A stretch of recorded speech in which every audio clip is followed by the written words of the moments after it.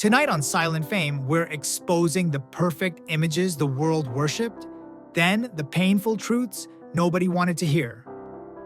Behind the flawless smiles were contracts, threats, rumors, and silent breakdowns. Some were forced out. Some chose to risk everything. And some paid a brutal price just to breathe. Stay to the end, because the last story hits like a final punch. Buns, Sam Smith. The perfect voice, and the price of being seen. On camera, Sam looked like the industry's safest bet. A velvet voice, a clean suit, a heartbreak anthem that could sit on any playlist without scaring anyone's parents. Awards, standing ovations, the classy kind of fame. The perfect image was simple, soft, polite, palatable. But off camera, the deal was never just to sing the song, it was stay readable. Stay straight enough for strangers to project their fantasies. Stay quiet enough for brands to keep smiling. In rooms where careers are decided, the rule is rarely spoken, but everyone understands it. Don't give them a reason to stop buying the dream. Now, picture the private math Sam had to do.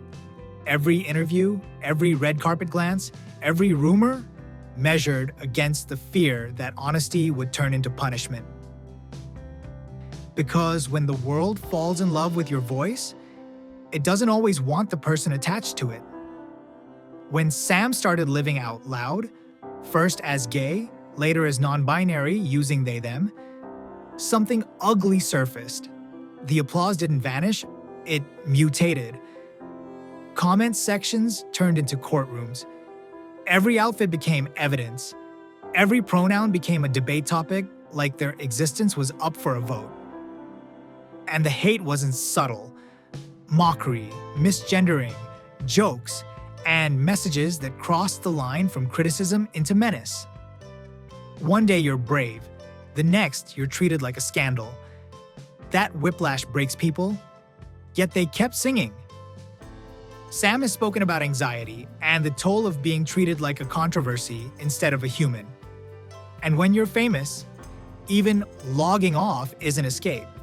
Your name becomes a trending weapon for strangers chasing attention. Here's the painful truth. The perfect image was the cage. The moment Sam chose freedom, the world demanded a new performance. Explain yourself, defend yourself, shrink yourself.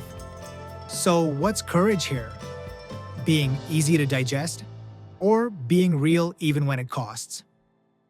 Drop your take in the comments. Do celebs owe the public an explanation for their identity, or does the public owe them privacy and respect? If you want more stories where fame and truth collide, hit subscribe and join Silent Fame. 2. With Frank Ocean, the mystery genius, and the love letter that could have ended him. Frank Ocean's perfect image wasn't squeaky clean, it was cooler, untouchable. The quiet genius who didn't beg for attention. He controlled it. No messy interviews. No public romance. Just songs so precise they made people forget there was a human bleeding behind the polish. And that was the safety. In a world where R&B and hip-hop have long treated queerness like a weakness or a joke, mystery becomes armor. If nobody knows who you love, nobody can use it against you. Nobody can decide your music isn't for them anymore. But the painful truth is, you can't hide forever without disappearing inside yourself. In 2012, right as his career was about to explode, Frank did something that felt like a dare to the entire industry. He posted an open letter about his first real love, another man. No tabloid check, no staged confession. Just a raw, almost tender truth, dropped online right before a major album moment. You can almost hear executives holding their breath. Would radio turn cold? Would fans turn cruel? The moment it hit the internet, the room changed. Some people celebrated like the air got lighter. Others sharpened their knives. The whispers became headlines. The admiration became interrogation. So, what are you exactly? As if art suddenly needed a label to stay valuable. Imagine creating music for years while calculating the cost of honesty. Imagine hearing your own voice everywhere, knowing one sentence could turn the same crowd into a mob. That's the real tragedy. Not that he loved a man, but that he had to treat love like contraband. Frank didn't beg the world to understand. He kept making masterpieces and let the truth stand there, unflinching. That's power. But it can be lonely. No one should have to bleed for honesty. So here's the question. Should an artist's identity matter to the music at all? Or do we only say it doesn't matter when the identity is comfortable? Tell me in the comments, was Frank's letter brave? Or was it the bare minimum of honesty the industry tried to steal? Subscribe for more Silent Fame, where the perfect image cracks and the truth finally gets air. 3 Rebel Wilson, the funny friend, and the 48-hour countdown to coming out. Rebel Wilson's perfect image was built on comfort. The funny one, the relatable one, the woman who could roast herself so the world wouldn't. She made millions laugh, and that laugh became her armor. But here's the cruel part about being safe to watch. People start believing they own you. They treat your private life like a public voting poll. Who you date, how you look, when you change. They call it interest. It's entitlement. For years, tabloids wrote her dating life like a sitcom script, pairing her with men, rating her body, calling every smile a hint. She learned to turn pain into punchlines, until it stopped being funny. In 2022, Rebel's truth wasn't just ready to be shared, it was about to be stolen. A newspaper reportedly contacted her with a deadline. Comment in a couple of days, or they'd publish the story about her relationship with a woman. Imagine that clock ticking in your chest. 2 days to decide how the world will meet the person you love. 2 days to protect your partner, your future, while strangers sharpen headlines like knives. So Rebel did the only thing she could. She beat them to it. She posted her joy herself. Maybe what I really needed was a Disney princess. It looked cute, like a rom-com moment. But underneath, that's a survival move. That's someone grabbing the microphone before it's ripped from their hands. And the fallout isn't just a headline. After a forced-out moment, you don't get to enjoy the soft parts in peace. You get analysis, you get debates, you get people turning love into content. Some cheer, some sneer, some send messages that cross the line. And suddenly, your happiest chapter starts with stress, not celebration. Here's the question Silent Fame wants to ask. If someone can out you for clicks, is that journalism? Or is it theft? Comment your verdict. Should the press ever publish someone's sexuality without consent? Or do celebrities lose that right the moment they become famous? 4. George Michael, the perfect heartthrob. And the night the world tried to humiliate him. George Michael was engineered to be fantasy.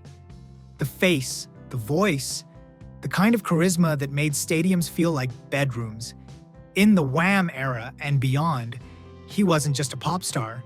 He was the safe crush, the poster on the wall, the dream the industry could sell without questions. And that was the trap, because the more perfect his image became, the more dangerous the truth felt. Every interview became a performance. Every flirtation was expected to point one direction. And behind the scenes, the pressure wasn't just don't say it. It was don't be it. Not publicly, not visibly, not in a way that could break the illusion and scare the money. Then came 1998, an arrest that didn't just become news, it became a global humiliation ritual. Overnight, the world that had been dancing to his songs turned into a courtroom. Late-night jokes, tabloid feasting, strangers acting like they were owed an explanation for his private life. The message was clear: we loved you until you became real. But here's the part most people missed. George didn't just survive it, he flipped it. He went on TV and spoke with a kind of sharp, wounded dignity that scared the bullies, because shame only works if you accept it. And he didn't. The painful truth isn't just that he was forced into a spotlight he didn't choose. It's what that kind of exposure does to a person's mind. When your body is public property, your mistakes become entertainment and your loneliness becomes a headline. He carried battles, grief, scrutiny, self-medication rumors, the constant feeling of being watched, while still giving the world songs that sounded like confessionals. And the wildest secret? His generosity. Stories have surfaced over the years about George quietly helping people. Donations, anonymous support, checks written without cameras. The man the tabloids painted as scandal was, privately, a lifeline for strangers. 5 Earthas Earths. Katsamonnat, Cooheart, they loved the BL fantasy. Then punished the real man. On screen, Cooheart was exactly what the BL world sells. Softness, romance, longing, an aesthetic so perfect it made millions ship, edit, and obsess. In a genre that profits from queer love, you'd think a real queer artist would be protected. But that's the irony that cuts deepest. Because BL doesn't just sell stories, it sells a controlled version of queerness, one that stays pretty, stays marketable, stays safe. And the moment Earth showed up as himself, openly gay, openly feminine, unapologetically expressive, people who claimed to love queer romance started treating him like a problem. The machinery of silence here isn't one studio boss, it's a whole ecosystem. Caste culture, management expectations, fandom rules, and the unspoken demand to be gay on camera, but straight enough off it to keep the fantasy alive. Earth has spoken about the jokes and comments that crossed lines, humor used like a knife. The kind of laughter that says, "We accept you, as long as you don't make us uncomfortable." And then the audience joins in. The same people who post heart emojis under romantic scenes can turn vicious when the actor is too real. Femphobia, slurs disguised as memes, body shaming, people policing his voice, his gestures, his clothes, like his authenticity is something they paid to rent. Imagine that. You help build an industry that makes money off queer love, and you still have to swallow humiliation to keep your job. But Earth didn't disappear. He kept working. He kept shining. He leaned into fashion, into identity, into the version of himself they tried to mock out of existence. That's not just resilience, that's revenge, the quiet kind. Still here, still beautiful, still not yours to control. So, does Earth deserve happiness, even if it breaks someone's fantasy? Or is the real problem that some fans don't want queer people? They want queer content. Argue it in the comments. And if you want the truth behind the industry's prettiest lies, subscribe to silentfame. Shay, Adam Lambert, the safe TV star, until one moment turned him into a target. Adam Lambert walked onto American Idol like a glitch in the system, too talented to ignore, too electric to shrink. The perfect package, voice like a weapon, face like a magazine cover, stage presence that made next superstar feel inevitable. But the industry didn't just want a star, it wanted a star with instructions. Be edgy, but not that edgy. Be glamorous, but don't scare the sponsors. Smile, sing, win, and keep your truth conveniently blurry. Then came the moment the mask slipped on live television. One performance that set off a culture war. Suddenly, it wasn't about vocals. It was about morality. Complaints, outrage headlines, networks acting nervous. The same world that begged for authenticity started demanding punishment because his queerness wasn't hinted anymore. It was visible. That's the cruel twist of the perfect image contract. The audience loves confidence until it stops being coded. And when it's no longer coded, they call it too much. Now imagine the pressure behind the scenes. PR people counting brand deals like heartbeats, industry voices whispering, tone it down, clean it up, don't make it political. As if existing honestly is an attack. As if being gay on a big stage is provocation. Adam could have retreated into the safest version of himself, a watered-down heartthrob who never challenges anyone. Instead, he chose the harder path, living openly, taking the hits, and rebuilding his career on his own terms. And when he later stepped into the impossible role of fronting Queen, it wasn't just a career move, it was a public declaration. You don't get to erase me. Alyson Stoner, the perfect Disney kid who learned to fear their own heart. Alyson Stoner was the kind of perfect the camera rewards. Disciplined, talented, cute, but not chaotic. Disney loves kids who look safe. Alyson could dance, act, smile on cue like a product that never breaks. But perfection has a cost. You're not allowed to be complicated. Behind the polished image was a private war. Alyson grew up with the beliefs that treated queerness like a sin, something to pray away, something that could ruin you in the eyes of God, family, and the industry that paid your bills. Imagine being a kid and realizing your feelings don't match the approved script. Then, being told those feelings make you wrong. So, Alyson learned to split in two. The good child the world could applaud, and the real self that had to be hidden like a crime. That's the tragedy of child stardom. Your identity develops under surveillance. Every gesture is watched, every crush becomes a liability, your innocence becomes a brand, and brands don't tolerate truth. Alyson later revealed they sought out help to fix themselves. Programs meant to erase queerness, to correct desire, to make the soul match the costume. The most brutal secret isn't just the therapy, it's the mindset. When you're taught to hate yourself, you'll volunteer for your own punishment. Then came the turn. Alyson chose liberation over approval.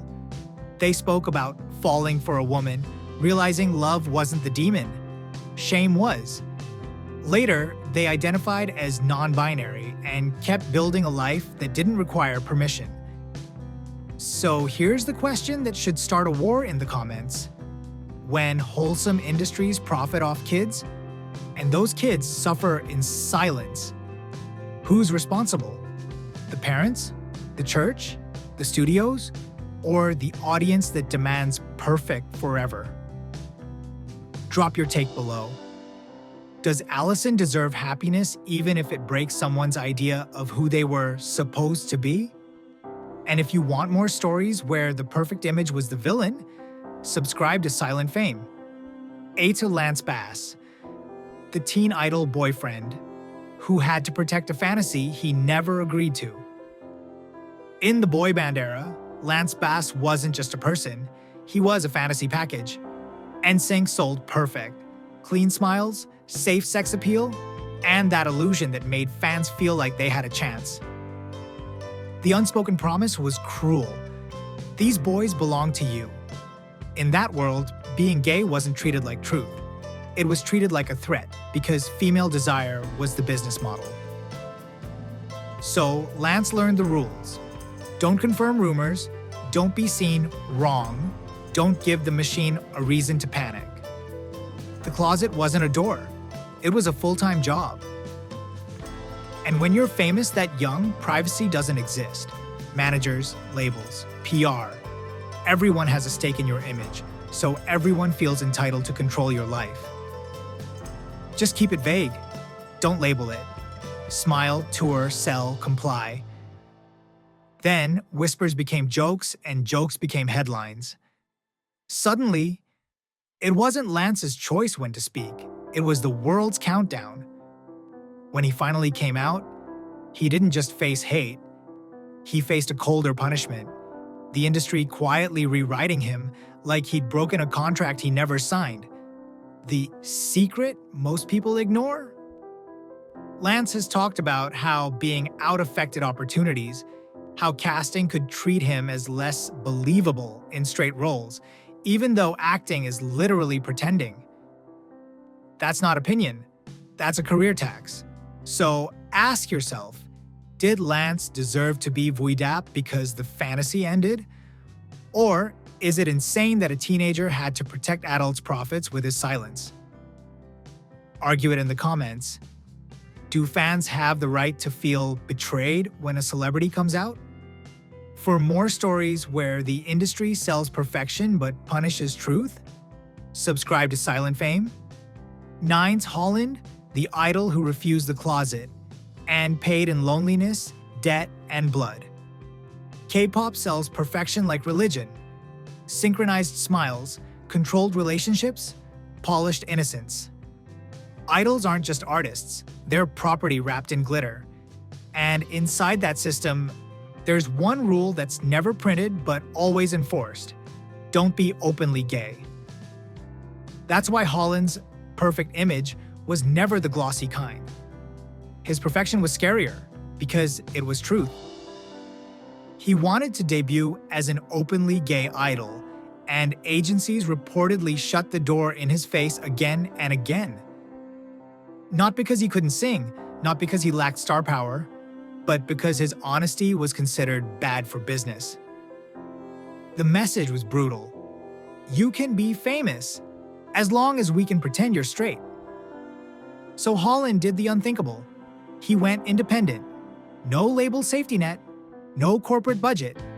He worked part-time jobs to fund himself, then released a debut that included what the industry fears most: visibility. A same-sex kiss on screen. Not a hint, not a safe metaphor, a real moment. And in Korea, it was treated like something dangerous, rated for adults, restricted, pushed to the margins. Here's the painful truth. Being a pioneer is romantic in headlines and horrific in real life. When you don't have an agency, you don't just lose promo, you lose protection. You become a lone target. Hate comments, slurs, threats. And even when international fans call you brave, bravery doesn't pay rent.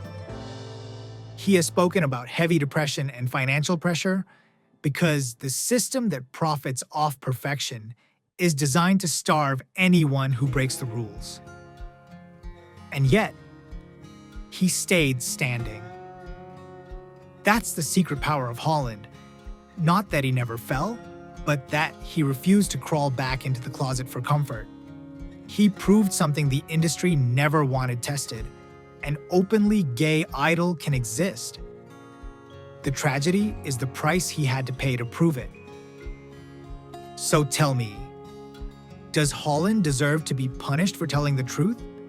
Or should the shame belong to an industry that forces young artists to choose between authenticity and survival? 10. Wright, the country princess who chose life and paid with everything. Country music built Wright like a postcard. Bright smile, wholesome image, safe songs for America's heartland. She was the kind of artist you could put on a stage at a fair and know nobody would complain. Perfect, marketable, acceptable. But behind that perfect image was a secret that felt like a death sentence. Because Nashville didn't just sell music, it sold morality. In that world, being lesbian wasn't treated like identity. It was treated like scandal, like something wrong, like something that could erase your career overnight. So Chelly performed 2 lives. On stage, she was confident and shining. Off stage, She was calculating every word, every friendship, every photo, terrified of being discovered. And the more famous she became, the more the fear tightened. Because a lie you maintain for years doesn't just protect you, it starts to poison you. Chelly has described a dark breaking point when the weight of hiding became unbearable. Not sad, not stressed, unbearable.